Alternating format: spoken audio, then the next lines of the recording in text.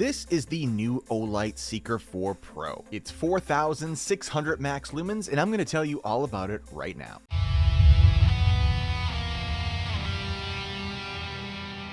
Upon unboxing, you'll find the light itself along with a new C-type magnetic charging holster, a 3.6 volt 5000 mAh rechargeable 21700 lithium-ion battery, a holster mounting bracket with adhesive and some screws, and a C-type charging cable, and of course the manual. The Seeker 4 Pro is made of aluminum alloy, is IPX8 water resistant, has an impact rating of 1.5 meters, and weighs just over 200 grams or just over 7 ounces with the battery on board. I'll leave the tech specs from the manual on the screen now, just in case I leave out any details, so pause the video here to see those details. During my runtime test in the 4600 lumen turbo mode, the Seeker 4 Pro slowly ramped down from the turbo mode after about 2.5 minutes to a lower lumen output, which comes to about 1196 lumens according to the manual, and then it ran at that output for about 2 hours before stepping down again to about 155 lumens for the remainder of the test before the battery became completely depleted and the light turned off, which means that the total runtime, if left on from turbo with the step downs, was exactly 2 hours and 49 minutes of usable light. Next up, during my thermal test, the Seeker 4 Pro reached a max thermal output of 125 degrees Fahrenheit or 51 degrees Celsius after about 1.5 minutes of use, which means that during the runtime test, this is when the ATR or automatic temperature regulator probably kicked in to ramp down the light and prevent it from overheating. The step down is usually pre-timed at about 2.5 minutes, but it will step down prior to the 2.5 minutes if the temperature gets too hot. Moving along to my recharge time test using my Olight MCA charger, the Seeker 4 Pro took only 2 hours and 56 minutes to fully recharge from completely depleted, even though the manual suggested that it would take about 3.5 hours to fully recharge, which means my Seeker 4 Pro recharged 30 minutes ahead of schedule, which is excellent. Now let's take a brief tour of the modes and general operation of the Seeker 4 Pro.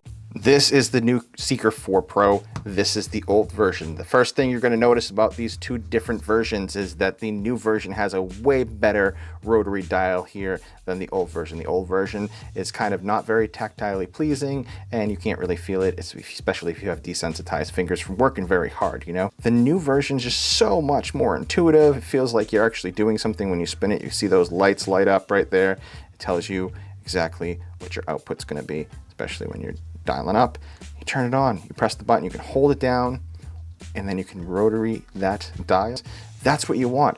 The old version, it's so, I can't really demo it because it was just not very good at all. But the old version also had a proximity sensor. They did away with it on the new version, so you got that to not worry about anymore. So now if you go too close to something, you're not gonna have to worry about that. Step down, you can override it with the old one. With the new one, I go ahead and I turn it on, and that's just it. You can burn whatever you want now with your flashlight. So you don't have to worry about having to correct the issue. So that's something I like. I like the fact that it does do multiple charging options, whereas the old version, you can only do magnetic charging, like that. So this is the magnetic charging. You're gonna notice that there's one ring on this one and 2 rings on this one. The reason for the large external ring on this one is for the holster. Once you slide it in that holster there, you're gonna go ahead and you're gonna start charging. You're gonna see that it's charging right there. And that's what it looks like. It's charging up the flashlight. You cannot charge the old version because 1, it's not gonna tell you that it's charging, and 2, it doesn't have the ring, the extra large external ring to make the connection. So you're not gonna be able to do that. But you can still use your charging for your magnetic charging cable on that one. And you can use the magnetic charging cable in this one because it does have a small ring and it does have the large ring to be able to make that connection with both the new holster and the old magnetic charging. So if you're out on one and you don't have your holster with you, but you do have your magnetic, then you can do that. If you have the holster and you have your C-type, you can go ahead and charge it with that. The general operation is basically the same. The only difference is I think the new one has the new lockout where you just hold it down and it unlocks it, versus I don't believe that the old one did that. I'm not sure. Yeah, the old one doesn't do that. So now the new version, you can hold it down, it will unlock and go into that low 5 lumen mode or whatever it is. And then from there, you can hold it down and you press it again and it will step through.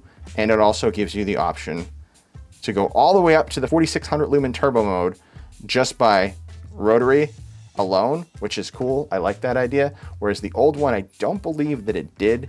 I think once you turn it on, it goes up to a certain point and then you have to double click for that turbo, which is okay. But I like the fact that you can do it straight from the rotary dial now, instead of having to guess, where you're at and then double click. So that's a nice feature. I like the fact that they changed that up a little bit. Now, as far as the lockout does it automatically. There is no lockout option. I really do wish that there was a lockout option, because if I throw this in my bag and a split second after I throw it in the bag, it turns on, that's not good. So I wish they'd actually correct that, but they never did correct that.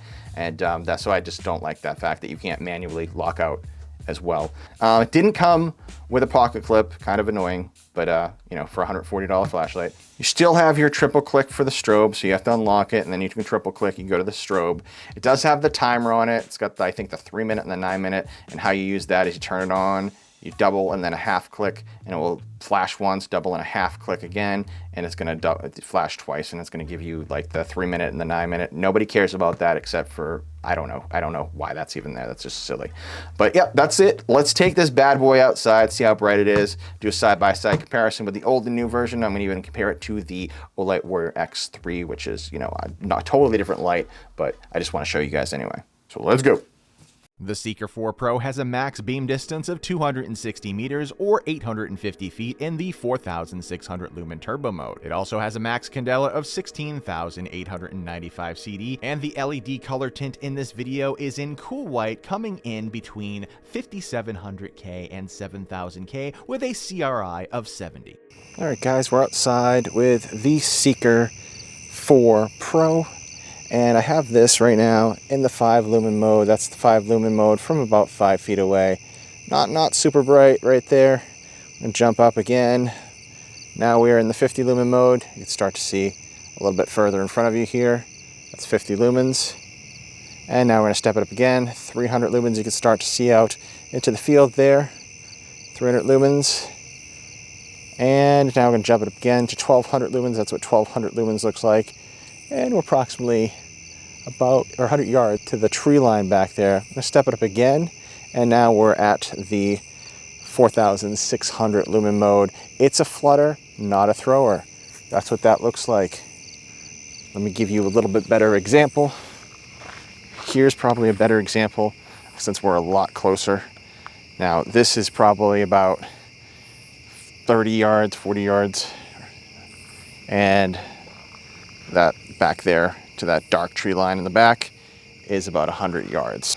All right, guys, now we're going to do a side-by-side comparison beam shot between the SEEKER 3 Pro on the left and the SEEKER 4 Pro on the right. So here they go in turbo mode. And that's what they look like.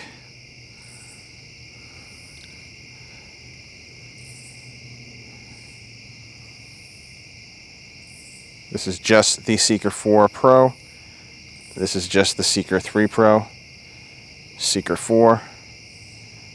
SEEKER 3. They're almost exactly the same.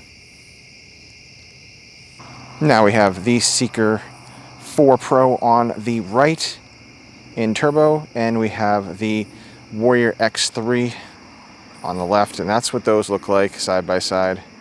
Just for you guys to know, Warrior X3. And you have the SEEKER 4 Pro, Warrior X3, SEEKER 4 Pro. You can see in the distance there, we have a little friend come to visit us. We're going to do the ramping here, and that's what it looks like when you ramp it up. You can see all the way down that street, and then you turn it off and it disappears. Turn it back up. There we go. Nice and bright. Now for my pros and cons. First, the pros. The new SEEKER 4 Pro is everything I expected from the SEEKER line, with some excellent upgrades such as the more intuitive rotary dial and the brand new C-type charging holster. They are both my key takeaways from the latest upgrades. Also, the new battery/output indicator display looks kind of futuristic and pretty cool if you ask me. And now for my cons, but they're not really truly cons, they're more or less pet peeves mixed in with some critical critiquing, so don't take this next part to heart. The real difference between the Seeker 3 Pro and the brand new Seeker 4 Pro is that the Seeker 3 Pro had 4200 max lumens with a beam distance of 250 meters, and now the Seeker 4 Pro has a max lumen output of 4600 lumens with a max beam distance of 260 meters. That's an increase of 400 lumens and about 10 meters more of throw. They're not dramatic improvements, but it's nice to have the incremental extras. Also, for some reason this really bugged me, but why not include the pocket clip with a $140 flashlight? It doesn't make sense to me. With that said, the improved rotary dial and visual display along with the new C-type charging holster options are the key features that really drive this light home. So if you're not impressed by the technical upgrades, then the aesthetic upgrades will definitely make up for it, thus making the new Seeker 4 Pro a sweet new EDC light to add to your collection. With that said, you can pick up the new Seeker 4 Pro during the September OFAN Day sale for just $97.99, and if you log in during the OFAN sale as a returning customer, the new Olight Seeker i1R2 Pro will be automatically added to your cart as a free gift. And if you're not a returning customer but you're a brand new customer, you'll receive an i3E EOS automatically added to your cart in one of these two colors during the OFAN Day sale. Also, if you're watching this video but the sale has already ended, then you can still save 10% off of your next purchase by using my promotional code PG10. I hope this video has been helpful. Don't forget to subscribe to the channel and give this video a like if you found it useful. Thanks for watching. This has been Prepared Guy, and until next time, guys, stay prepared.